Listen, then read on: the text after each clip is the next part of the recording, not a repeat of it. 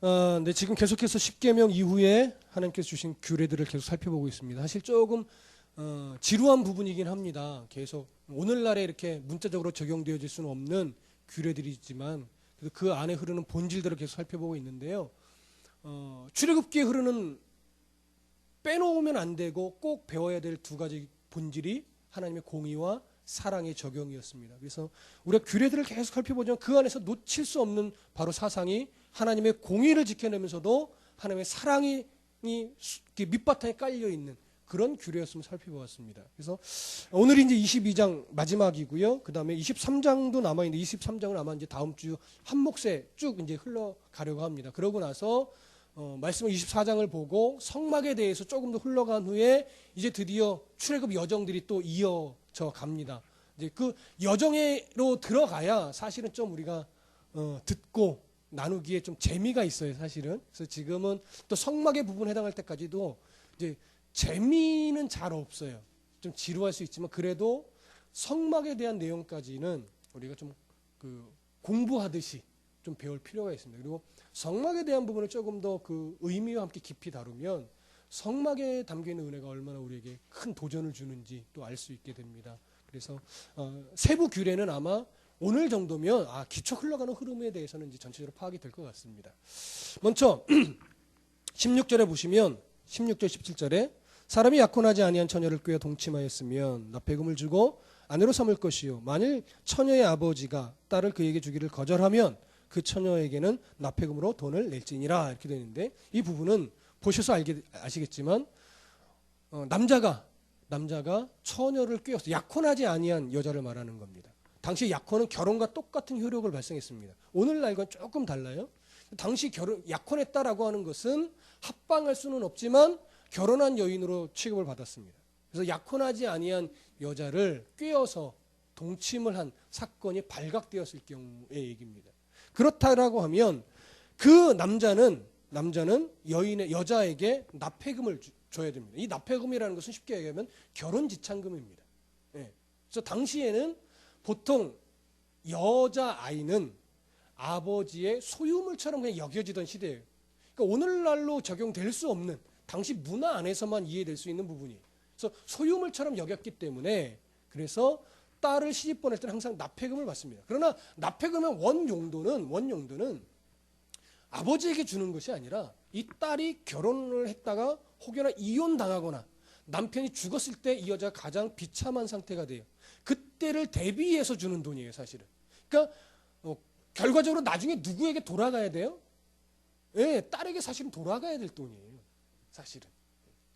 근데 그러한 원래 결혼 지참금인데 여기서는 뭐예요? 그 사람의 잘못과 부모가 입었을 어떤 그 정신적인 피해를 보상하는 차원으로 또 납폐금을 주는 겁니다. 그렇게 주어야 하고 그러고 나서 그냥 끝나는 것이 아니라 뭘 삼아요? 아내로 삼아야 돼요. 왜냐하면 당시에는요, 처녀성을 잃어버린 여인은 거의 100% 다른 사람과 결혼할 수 없었습니다.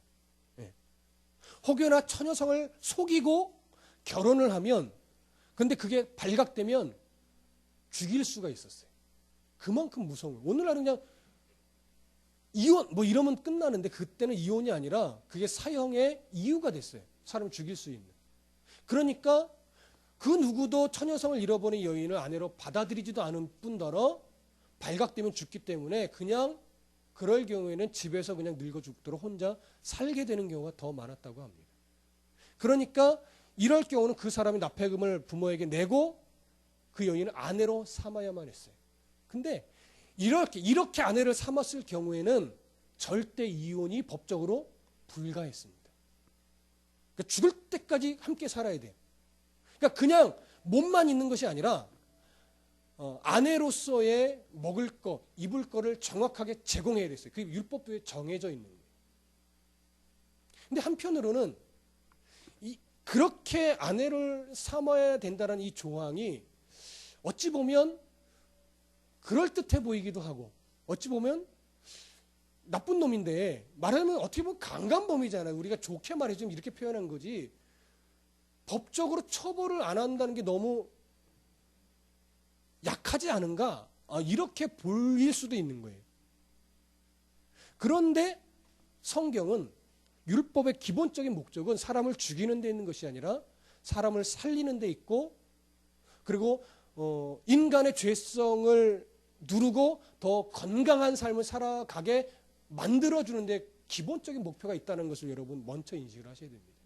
그래서 어찌 보면 이게 법적인 처리로서는 좀 약해 보일 수 있는 거예요. 그래서 결혼을 하게끔 만들었어요. 그리고 책임을 지게 만들었습니다. 자기가 행한 것에 대한. 그리고 15절에 그런데 변수가 생겨요. 뭐냐면 그 임자가, 이거 아니고 17절, 만일 처녀의 아버지가 딸에게 그를 주기를 거절하면, 그러니까 딸을 그 남자에게 주기를 거절하는 상황이 생겨요. 어떤 상황이요? 남자가 기혼자였을 경우에는 줄 수가 없잖아요. 그렇죠? 그리고 아무리 봐도 저 놈에게 딸을 줬다가는 딸이 죽을 때까지 고생할 것 같아. 그럼 또 줄 수가 없겠죠. 그럴 경우에는 결혼이 성사가 안 됩니다. 그리고 납폐금만 여인에게 주고 끝나야 돼요. 그런데 왜 납폐금을 꼭 받게 했는가? 여기는 또 하나의 가려진 의미가 있어요. 개인적인 복수를 금하신 거예요. 하나님의 그게 기본적인, 그렇다 하더라도 사람에게 칼을 대서는 안 된다라고 하는 거예요. 법이 정해진 그 범위 안에서 처벌이 돼야지 사람이 개인적으로 보복하면 안 된다. 그래서 납폐금을 꼭 주도록 한 겁니다. 근데 성경에서 이것을 간과했던 사건이 하나 나오죠. 창세기에 야곱의 딸 디나가 세겜에 갔을 때 세겜 족장인 세겜에게 강간을 당하죠. 그래서 가족들이 분노했습니다. 특히 형제들, 오빠들이 엄청나게 분노했습니다. 그런데 세겜이 아버지한테 얘기를 해서 정식으로 내가 딸 디나를 사랑하니 나에게 아내를 주십시오. 자, 보세요. 율법적으로 맞습니까? 안 맞습니까? 하나님의 뜻에. 그건 부합하죠. 책임을 지려고 했단 말이에요. 온갖 예물을 갖고 와서 딸과 결혼하겠습니다. 그런데 아들들이 어떤 잔꾀를 썼습니까? 할례를 행하면 동생을 주겠습니다. 근데 그게 정말 주려고 했던 거예요? 아니죠. 할례를 하게 해놓고 남자들이 힘을 못 쓸 그 밤에, 할례를 행한 그 밤에 칼을 들고 가서 피해 복수극을 펼쳤죠. 하나님이 기뻐하시는 행동이 아니었습니다. 그것으로 인해서 나중에 야곱이 자식들을 축복할 때 무게가 달랐었죠. 그런 하나님의 마음을 보게 됩니다. 그래서 성도는요, 사람의 분노를 늘 누구한테 맡길 수 있는 힘이 필요하냐? 하나님께 맡길 수 있는 그게 필요해요. 그게 참 어렵습니다. 사람이 분노하고 화가 날 때 그것을 하나님 앞에 내어 맡기고 나의 분노를 삭힌다는 건요, 굉장한 성숙이 필요합니다. 쉽지 않습니다. 그래서 마태복음 산성순에서 늘 얘기했듯이 눈은 눈으로 이는 이게 한 대 맞으면 한 대 때리라 이 얘기가 아니에요. 복수하지 말라는 거죠. 법이 정한 태도, 법이 정당한 처벌을 할 수 있도록 법에게 맡기는 것이지 재판장이 귀담아 들어야 될 얘기지 너 한 대 맞았으니 나도 한 대 때려? 이게 안 된다라는 거예요. 사람은 맞은 만큼 주지 않습니다. 2배 이상은 줘야 그제서야 분이 좀 풀릴까 말까고, 사람의 감정은요, 복수를 하면 할수록 감정이 더 끌어오르게 돼 있어요. 그게 사람이에요. 그래서 성경은 복수하지 않고 하나님의 어떤 그 뜻에 바르게 순종하도록 그렇게 이야기를 하고 있고, 이 규례 안에도 여전히 공의와 하나님의 사람을 향한 그 사랑이 담겨 있음을 우리는 발견하게 됩니다. 18절부터 20절 함께 보시죠. 시작. 너는 무당을 살려두지 말라. 짐승과 행음하는 자는 반드시 죽일지니라. 여호와 외에 다른 신에게 제사를 드리는 자는 멸할지니라. 자, 18절부터 20절은요, 우상 숭배와 관련이 있는 내용입니다. 특히 무당. 여러분, 여기서 말하는 무당은 오늘날의 점쟁이 뭐 그런 류지만 오늘날에 말하는 점쟁이보다 좀 사실 한 차원이 더 높습니다. 마술이나 주술을 사용하는 어떤 신접한 여인 또 남자, 이런 사람들을 말하는데, 이들이 심각한 것은 뭐냐면 하나님의 뜻과 하나님의 의지를 왜곡시켜버리는 데 있는 거예요. 사울 왕 때 이 무당은 어떤 일까지 벌였죠? 죽은 사무엘을 불러내기까지 했죠. 물론 진짜 사무엘은 아닙니다. 거짓 영이 사무엘인 척한 거지만 사무엘을 불러내서 그것이 정말 사무엘인 양 또 사무엘이 하는 말인 양 해서 사울을 거기에 홀가닥 넘어가게 만들었었다고요. 그러니까 이 당시나 우리가 생각하는 무당은 아예 기독교와 반하는 거니까 딱 구별이 되고 이렇게 멀리할 수 있는데요. 여기서 말하는 것은 폭이 그보다 조금 더 넓어요. 무당 같은 목사도 있어요. 조심하셔야 돼요. 누누이 말씀드리지만 무당 같은 목사, 무당 같은 권사, 무당 같은 장로, 무당 같은 집사도 있습니다. 어찌나 그렇게 신통한지 하나님이 다 알려줘. 그러니까 또 우리는 또 궁금해서 또 찾아가. 둘 다 똑같은 거예요. 예. 그러니까 우리가 우리 인생 속에 있는 무당의 개념으로만 보지 마시란 말이에요. 예. 무당 같은 성도, 무당 같은 목회자가 있다고요. 그게 하나님이 기뻐하는 게 아니에요. 하나님을 대적하는 거예요. 근데 우리는 영감이, 영력이, 조금 더 느낌 있게 얘기 드릴까요? 영빨이 이렇게 가는 거예요. 그게 무슨 영빨이에요? 무당 같은 겁니다. 그런데 문제는 그 무당 같은 그것이 성경은 그리고 하나님은 우상숭배로 여긴다는 거예요. 우상숭배. 그렇죠? 그래서 예언하는 목사님 찾아다니지 말라고 계속 말씀을 드리는 거예요. 여러분들이 안 찾아가니까 지금 귀에 못이 박히도록 얘기하는 거예요. 무당 같은 목회자, 무당처럼 예언하는 목사님, 예언하는 어떤 권사님 찾아가지 마시라고요. 그들의 입술을 통해서 무슨 선한 것이 나오지 않습니다. 하나님이 사사로이 개인의 일상에 관한 것을 예언하여 우리의 마음을 해갈시켜 주시지 않습니다. 어느 대학 가면 좋을까요? 몰라요. 자기 실력대로 가겠지요. 그렇죠? 그게 바로 무당이에요. 왜 이런 데 사람이 빠져요? 세상의 주관자가 누구인지 모르는 거예요. 그리고 또 하나, 세상의 주관자에 대한 신뢰가 없는 거예요. 우리는 다 알아요. 내 너를 도우리라. 내가 세상 끝날까지 너희와 함께 하리라. 내가 너를 버리지 아니하리라. 내가 너를 끝내 세우리라. 모르는 사람 있습니까? 다 알죠. 근데 그것 때문에 늘 든든한 마음으로 오늘도 하나님이 나를 도우셔. 뭐 걱정해? 이렇게 살아가는 사람 있어요? 잘 안 된다고요. 그러니까 불안해지고, 그러니까 조급해지고, 그러다 보니까 예언하는 어떤 영빨 있는 목사님이 있대라고 하면 찾아가게 되는 거예요. 그러니 결국 그게 우상숭배와 다를 게 뭐가 있고, 무당 찾아가서 점치는 것과 다를 게 뭐가 있으며, 굿판 버리는 것과 다를 게 뭐가 있습니까?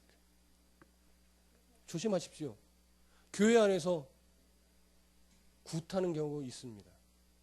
목사가. 뭐 이런다는 게 아니고, 예. 굿하듯이 집회하는 경우가 있다고요. 분별력 있으셔야 돼요. 예. 하나님의 말씀 앞에 설 때 우리의 이성이 마비되지 않습니다. 하나님은 절대 우리의 이성을 마비시키시고 말하지 않습니다. 감동에 겨워서 눈물을 흘리게는 하실 수 있지만 우리 이성을 마비시킨 다음에 뭔가 막 몽롱한 상태에서 말씀하시지 않으셔요. 이성을 더 일깨우십니다. 더 지각과 분별력을 말씀 안에 일깨우셔서 말씀하시고 가르치시고 깨닫게 하시는 거예요. 그래야 우리가 기독교적 무당에 빠지지 않을 수 있습니다. 그리고 19절, 짐승과 행음하는 자는 반드시 죽일지니라. 수간이라고 표현하고 있습니다. 주로. 이 짐승과 행음하는 것은 가장 더러운 변태적인 행위, 성행위입니다. 그런데 이것을 성경이 금하고 죽이라고 하는 이유는 뭐냐면 이 수간이 단순하게 성적 변태적 행위의 차원을 넘어선 거기 때문에 그래요. 왜냐? 당시에 가나안 부족이 행하던 다산의 기원의식 중에 하나입니다. 이런 이유가. 무슨 말씀인지 아시겠습니까? 바알 숭배에서 비롯된 거예요. 우가릿과 바벨론, 뭐 조금 지역적인 표현이지만 마술적 배경에 따라서 행해지던 의식이에요. 우상숭배 의식. 그게 짐승과 행음하는 거예요. 참 더럽고 변태적인 거지만 더럽고 변태적이어서 하지 말라는 것이 아니라 그보다 더 크다고요. 그게 우상숭배의 하나란 말이에요. 그래서 어떻게 해요? 죽이라. 반드시 죽이라. 조심해야 됩니다. 그리고 20절 여호와 외에 다른 신에게 제사를 드리는 자는 멸할지니라. 18절과 19절을 결론하는 것과 사실은 동일합니다. 이것이 다 우상숭배입니다. 하나님이 있어야 될 자리에 놓는 그 무언가, 하나님보다 더 나를 안정되게 만드는 그 무엇, 재물이든 자녀이든 명예이든 학벌이든 등등등. 기도회는 참석 안 해도 이거 있으면 난 든든해, 이렇게 여겨질 것들, 내가 예배 한 번 빠져도 내가 이거는 놓칠 수 없어, 뭐 이런 것들. 그게, 잘 들으세요, 그게 그렇게 하나님이 있어야 될 자리에 내가 무엇인가를 놓는 그 행위가 짐승과 행하는 것과 동일한 수준에 있어요. 그것이 무당을 찾아가는 것과 동일한 수준에 있다는 거예요. 18, 19, 20절이 다 우상숭배에 관련된 거예요. 그러니까 얼마나 무섭습니까? 여기서 자녀 사랑하는 사람이 어디 있습니까? 자녀를 생명처럼 안 아끼는 사람이 어디 있습니까? 자녀 잘 되기를 소원하지 않는 사람이 어디 있습니까? 그런데 때로는 자녀가 우상이 되어 있는 경우도 많이 있지요. 근데 우리는 그걸 큰 문제로 여기지 않습니다. 왜요? 당연히 하나님 뜻 안에서 자녀를 사랑하고 아끼고 돌보아야 될 책임이 우리에게 있기 때문에. 그런데 하나님이 있어야 될 자리에 자녀를 놓는다면 그것이 오늘 성경은 짐승과 행음하는 것과 동일한 위치에 있고 무당을 찾아가는 것과 동일한 위치에 있다라고 말하는 거예요. 그렇게 비교를 안 해봤기 때문에 우리가 그 심각성을 잘 못 느끼는 것뿐이에요. 근데 18절, 19절, 20절을 잘 묵상해 보십시오. 별반 다를 게 없다라고 하는 거예요. 그러니까 여러분, 자녀를 사랑하는 것도 바르게 사랑해야 돼요. 그러니 얼마나 어려워요. 그렇죠? 자녀를 위해서 목숨 내던질 수 없는 부모가 어디 있겠습니까? 저도 말은 우리 자녀를 위해서 목숨 던질 수 있어요. 당시에 가봐야지 알겠죠. 물론. 왜? 저도 굉장히 무서움이 많은 사람이거든요. 어제 무한도전을 이렇게 아이들하고 봤습니다. 예, 자메이카를 가서 높은 절벽에서 뛰어내리더군요. 텔레비로만 봐도 오금이 저립니다. 저는 그렇게 고소공포가 있습니다. 근데 아들이 와서 묻습니다. 아빠, 우리도 저런 데 가서 좀 뛰어내려보자. 제가 그럽니다. 죽을래? 난 죽어도 못해. 난 절대 못해. 난 근처도 안 갈 거야. 진짜로 저는 절대 못해요. 이미 이 오금이 쫙 저려와요. 근처만 가도.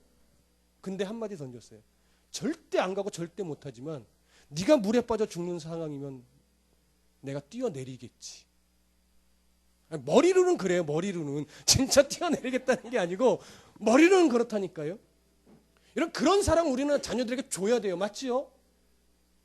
그런데 그게 경계선을 넘어서 하나님이 있어야 될 자리에 자녀가 있어버리면 참 그 사랑이 어떻게 짐승과 행음하는 것과 동일선상에 놓게 되는지, 그래서 두려운 겁니다.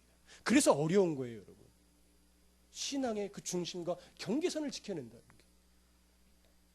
그래서 끊임없이 깨어 기도해야 되고, 그래서 끊임없이 말씀 앞에 나를 점검하며 그 말씀의 뿌리를 내린 그 안경을 가지고 자녀를 바라봐야 그나마 어떻게 해요? 바른 사랑을 줄 수 있어요.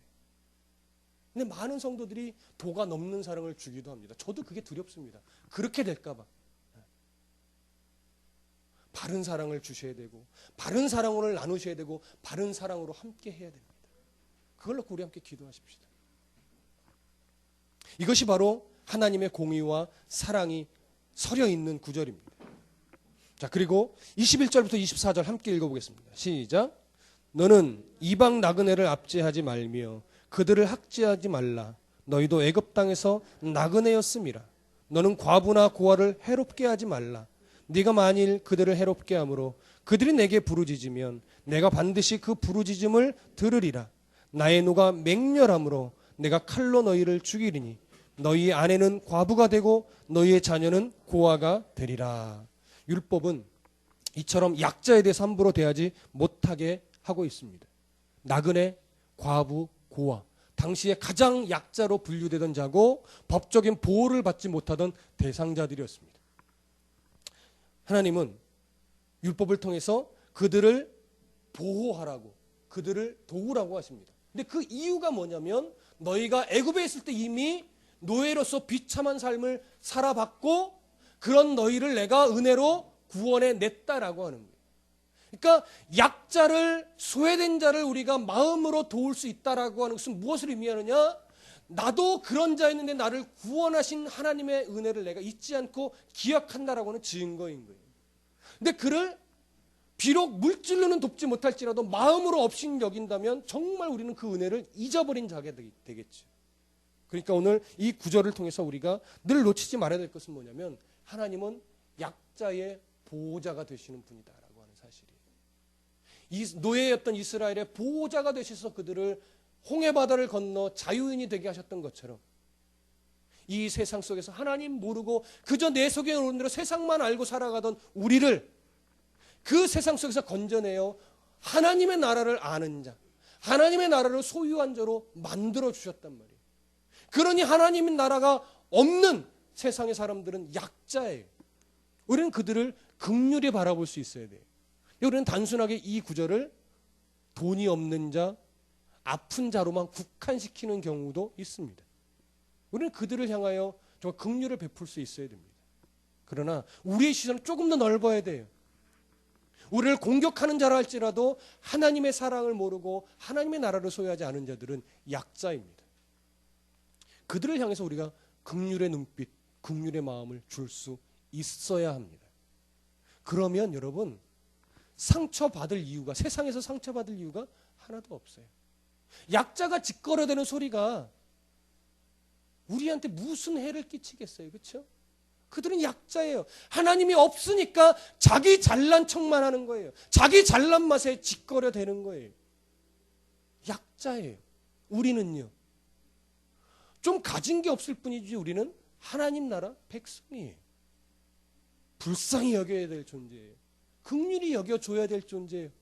그들이 그냥 잘났다고 그냥 짓거려대는 거, 아이고 하나님이 없으니 어쩌나, 그저 돈으로만 살고 명예로만 살고 자식 자랑으로만 사니 아이고 저 인생도 참 빡빡하다. 속으로 그렇게 하시라고. 속으로.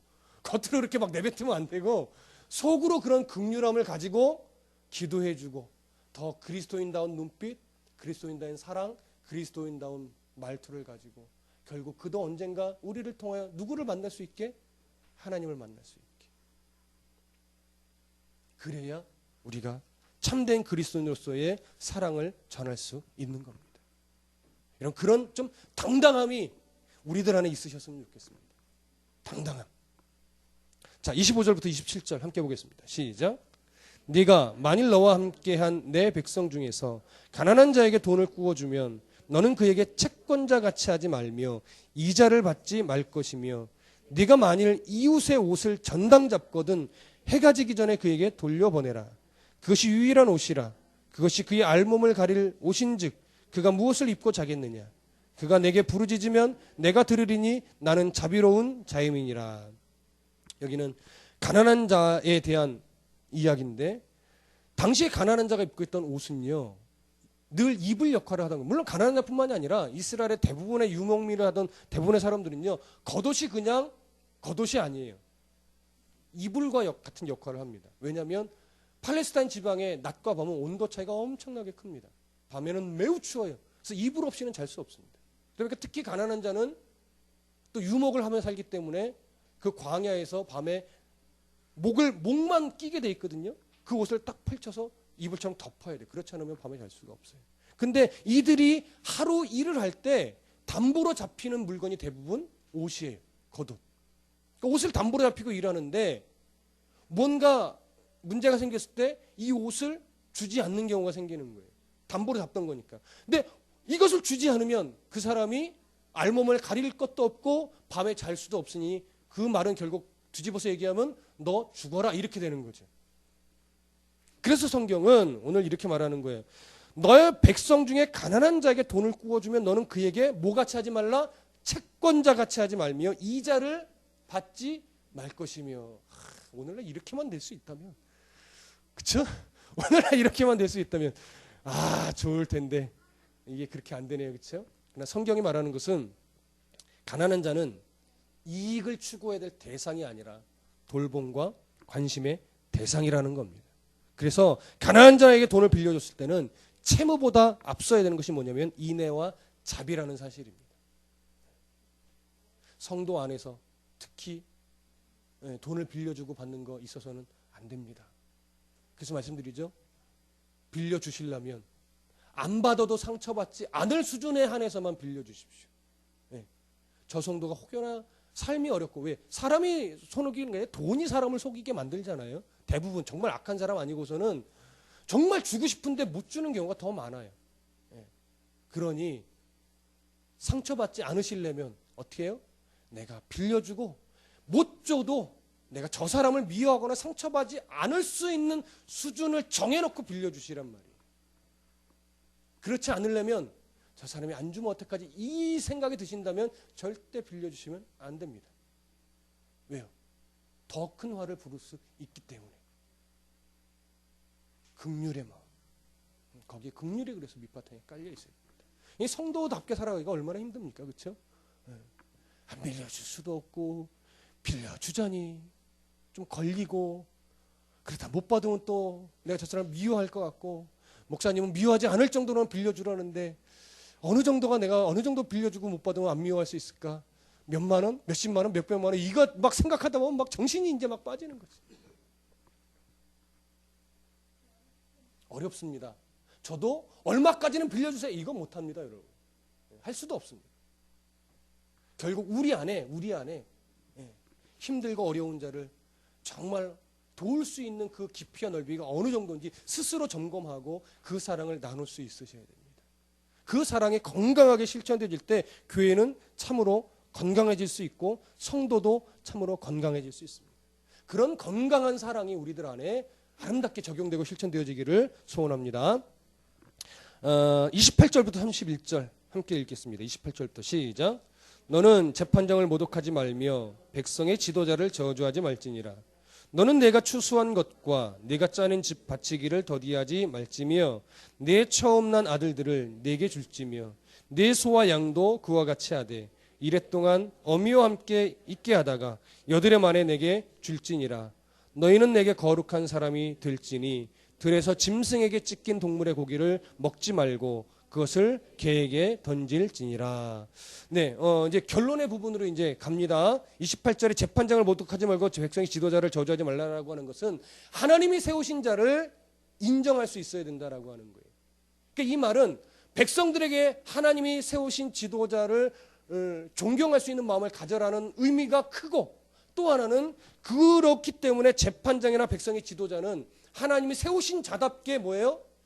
자신을 관리할 수 있어요. 그리고 29절 너는 네가 추수한 것과 네가 짜낸 집 바치기를 더디하지 말지며 하나님 앞에 드리는 것을 아까워하지 말라는 겁니다. 그리고 네 처음 난 아들들을 내게 줄지며 이 구절이 좀 의문될 수 있어요. 처음 난 아들을 하나님께 드려? 인신 제물로 바치라는 건가? 아니요, 그것은 아닙니다. 인신 제물로서 바치라는 것이 아니고, 처음 난 아들 하면 여러분 어떤 느낌이 딱 오십니까? 6월절에 애굽에서 장자가 죽었을 때를 기억합니다. 그렇죠? 내게 처음 난 아들이라는 것은 그 이후에 난 모든 아들들이 누구의 은혜로 주어지는 것이다? 하나님의 은혜로 주어지는 것이다. 그러니까 아들이 자식이 처음 났을 때 하나님 앞에 정말 감사함으로 감사 제사를 드리라는 거예요. 대신 누가 죽어요? 짐승이 죽죠.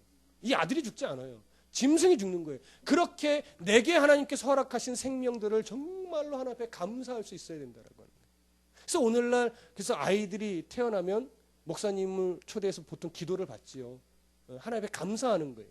그리고 또 유아 세례를 받게 하죠. 왜? 하나님 말씀으로 키우겠습니다라고 다짐하고 결심하는 거죠.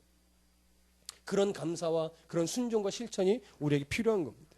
그리고 30절 네 소와 양도 그와 같이 하되 이랫동안 어미와 함께 있게 하다가 여드레 만에 내게 줄지니라. 양도 7일 동안은 어미젖을 먹게 한다라고 하는 거예요. 그러고 나서 이제 스스로 걸어 다닐 수 있는 아주 기초적인 힘이 생기는 겁니다. 그래서 그때 이 양도 하나님께 8일째 될 때에서나 하나님께 드리라고 하는 거죠. 그래서 31절 너희는 내게 거룩한 사람이 될지니 들에서 짐승에게 찢긴 동물의 고기를 먹지 말고 그것을 개에게 던질지니라. 결론과 같은 말씀인데요. 너희는 내게 뭐한 사람이다? 거룩한 사람이다. 구별된다는 거예요. 그런데 여기 보면 들에서 짐승에게 찢긴 동물의 고기를 먹지 말고 이렇게 되어 있습니다. 이 들에서 찢긴 동물의 고기를 먹는다라고 하는 것은 어떤 당시 문화가 있었냐면 가나안 족속 가운데 성행하고 있는 제의적인 행사예요. 제의적인 거. 들에서 찢긴 고기를 먹는 거. 이게 구체적으로 이방의 어떤 풍습인지 아주 구체적으로는 잘 드러나 있지는 않습니다. 그러나 그 행위 자체가 그냥 행위가 아니라 어떤 제의적 행위예요. 마치 원시 부족으로 들어가 보면 성인식을 할 때 들에서 뭐 맹수를 한 마리 죽이고 와야 된다든가 뭐 이런 것들이 있잖아요. 그런 식의 어떤 문화가 아닐까 이런 생각을 하게 됩니다. 그런 이방의 풍습이 이 안에 있어요. 근데 거룩한 백성이 분별력 없이 그냥 먹을 것 해서 아무거나 막 먹고 그러면 안 된다라고 하는 거예요. 그런 구별된 삶, 구별된 행동, 구별된 말투 이게 그리스도인에게 굉장히 중요합니다. 율법이 주는 하나님의 공유와 사랑이라는 것, 이 두 가지만 그리스도인이 갖고 살아가기도요 굉장히 어렵습니다. 그 두 가지가 바로 세상 속에서 거룩한 백성으로 구별된 성도로 살아가는 기준이 되실 겁니다. 여러분 우리들의 삶에 정말 하나님의 공의, 하나님의 사랑 이 두 가지 중심을 가지고 성도답게 바르게 살아내시는 그런 성도가 되시기를 소원합니다. 기도하겠습니다.